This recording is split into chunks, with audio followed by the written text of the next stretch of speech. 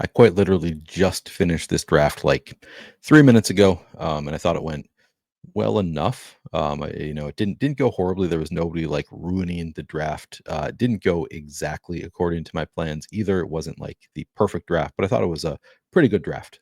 So wanted to give a quick review of this one. And this one, I kind of did what I'm always trying to do here, which is so I'm here in the 5 hole. Pretty standard start. Allen, Lamar, Hurts, Saquon. You'll see either Saquon or Gibbs here. I usually will take the one that doesn't go at the 4. I'll take him in the 5. So I did that here. I took Gibbs and kind of went exactly like according to what I hoped would happen here. Henry and Jefferson go here. So no quarterback taken in the 5 hole. We have 2 quarterbacks of the top 5 remaining. So I know that I can probably push it. So I take Amon-Ra, St. Brown here. And the best case scenario for me is Jared Goff makes it all the way back to me, and I have that trio from Detroit. And then I have a fallback of Mahomes there if Goff goes to one of the other teams up here. So happy to get Goff to come all the way back to me. I also really like what the 4 hole did here. I do this one sometimes, or I try to do this one. Sometimes it works out, sometimes it doesn't, where you take Saquon and Brown here. And I'm hoping then that Mahomes will come back so I can build out a really strong Kansas City, Philadelphia stack when you go this route, because then you still have usually still have a lot of the really strong Kansas City pieces remaining. You can see here he has Kelsey come back to him. So I think he did a really nice job here. Something that I try to do in that situation. But my team, so I take Jared Goff and I've got this trio and it comes back to me and the suggestions from the sidekick, and this is what I usually would do. Usually I'll take the sidekick's advice here. I think it's probably the sharpest way to build if you're just building like a few lineups. But the suggestions were, I think Travis Kelsey was the top suggestion and Sam Laporta was the number 2 suggestion. Really, obviously, really strong suggestions for building out for a Detroit Kansas City Super Bowl. The reason I didn't do it here is I have a lot of those, and I've been going through some of my past gauntlets. I have a bunch of Detroit 5-mans where then I try to make it work with some strong round 1 firepower to get them through to the second round. And I have a lot of Detroit Kansas City builds. I don't have as many as I would like of Detroit with Buffalo or Baltimore. And I really struggled here. Like I was like, I think I want to do something a little bit different with another one of the AFC teams that has a pretty strong chance of making it to the Super Bowl. But I didn't really know what to do with this pick specifically. Like there's nobody that really falls perfectly into this range. Obviously, if Khalil Shakir had been there, that would have been ideal, but he went at pick 13. Sometimes he will make it back to pick 20. So that would have been ideal. But no Khalil Shakir there, no Mark Andrews there. So I was really struggling. Like these are the 2 that I really would have liked there. So this is where things went a little bit less than perfect for me, is I didn't have anybody that I really wanted to take here in the 4th round in trying to get away from the Detroit Kansas City builds where I really have to like work around those week 1 buys. So I went with Rashod Bateman, reached a little bit here for Bateman, figured I'll build out a Baltimore secondary stack. And then I thought maybe I'll also do Baltimore and Buffalo. I think is something that would be kind of fun to do, like a Detroit 3-man, and then if you can do like 4 each from Buffalo and Baltimore, that would be, sorry, you can't do that. That would be 11 on your team, but Detroit 3-man and then another 3 and a 4 from Buffalo and Baltimore, something like that. I think would be cool. I don't know that I have any of those, certainly not many of them, and I think it's probably a good idea. So I was kind of hoping to do something like that.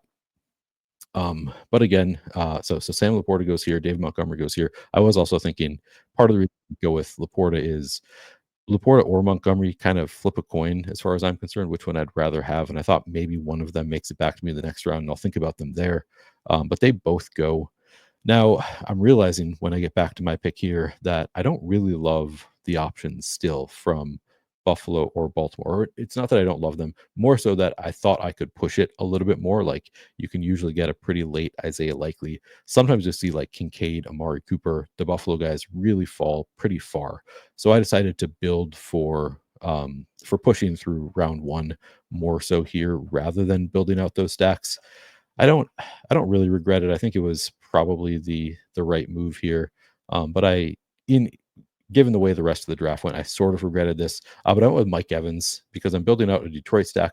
Detroit and Tampa Bay can't play each other in the second round. So if Tampa Bay makes it to the second round, that potentially they could both make it to the conference championship. It's obviously not the likeliest scenario with the Bucks, but it's also not like extremely unlikely. I think the NFC is more open than the AFC is. So happy to build out a Tampa Bay stack. This is obviously they should be really good for round one advancement, and then also they are favored to win their round one matchup. To me, it's kind of a coin flip. Tampa and Washington. I take quite a bit of both of them. I think they're both really strong fantasy producers, and both have 50-50 basically odds to advance. But in this one, I went with Tampa Bay because they can't play Detroit until the conference championship at the earliest. And then I added on Bucky. Irving was glad Irving made it back to me. So now I have kind of a Tampa Bay mini, hoping that they can make it to the conference championship round. And then I can also build out a secondary stack with Tampa Bay. So then it goes back, and I'm hoping now to add on to my Baltimore stack and or start a Buffalo stack when it comes back to me. And it didn't go well for me on this front.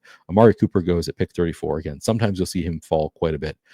Dalton Kincaid and Keon Coleman both go. So all of the Buffalo guys, if I wanted to do a secondary Baltimore stack, they all go. And then I'm thinking, all right, they're all gone.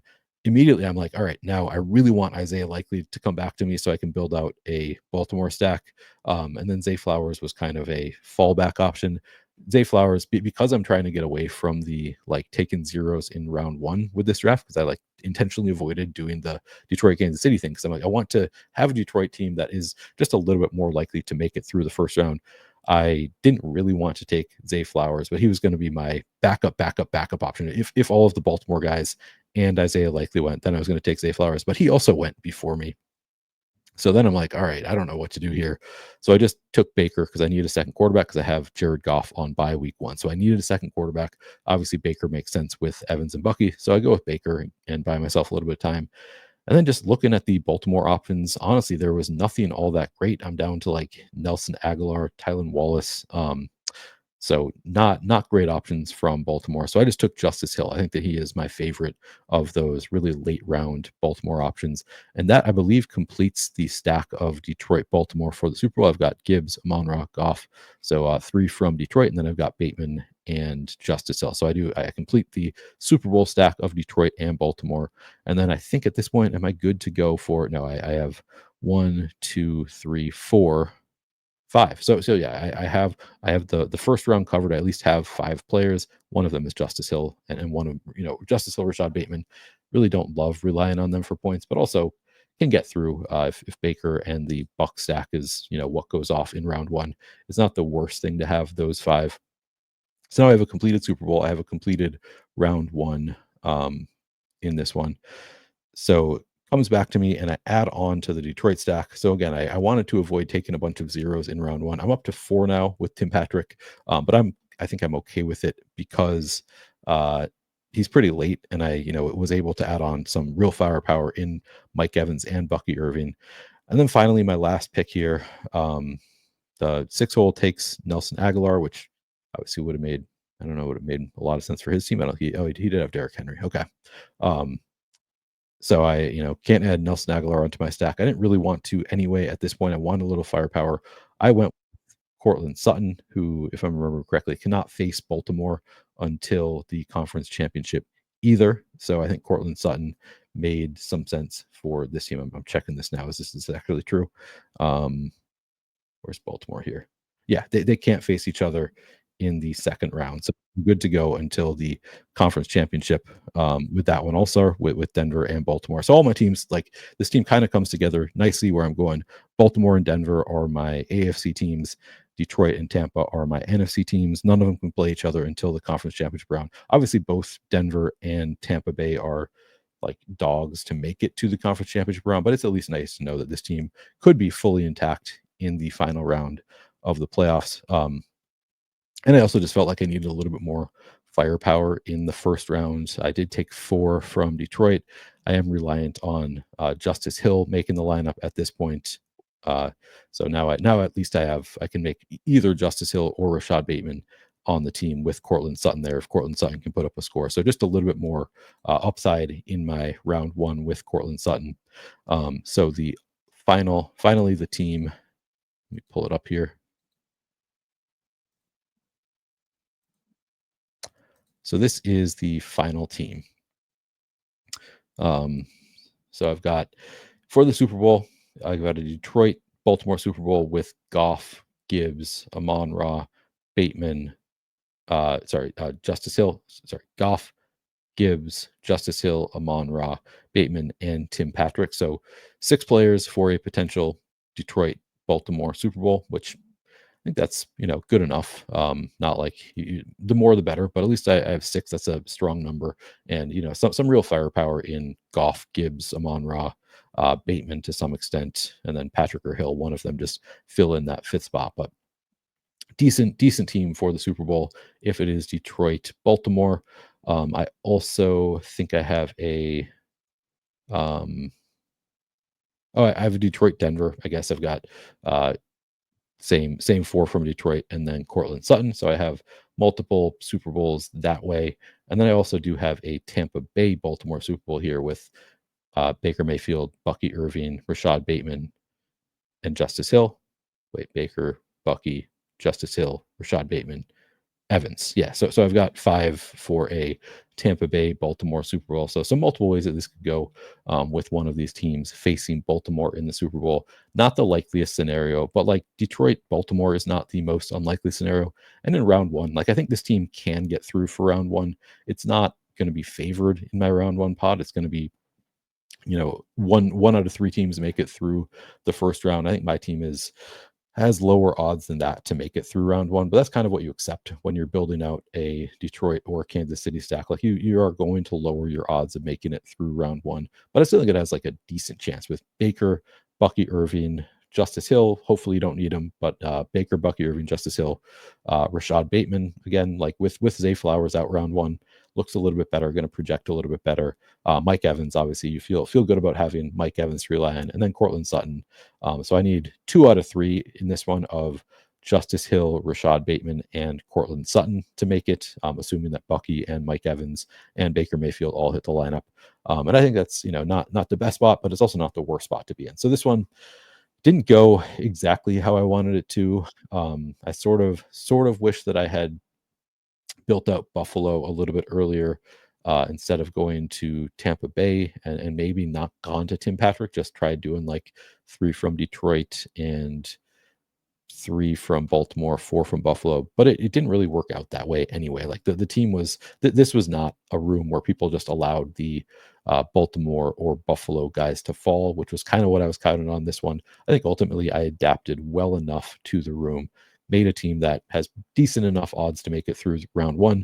And then once it does make it through round 1, I'm going to look really good in round 2, assuming that, 3 of these 4 teams move on to round 2. And obviously Detroit is already there.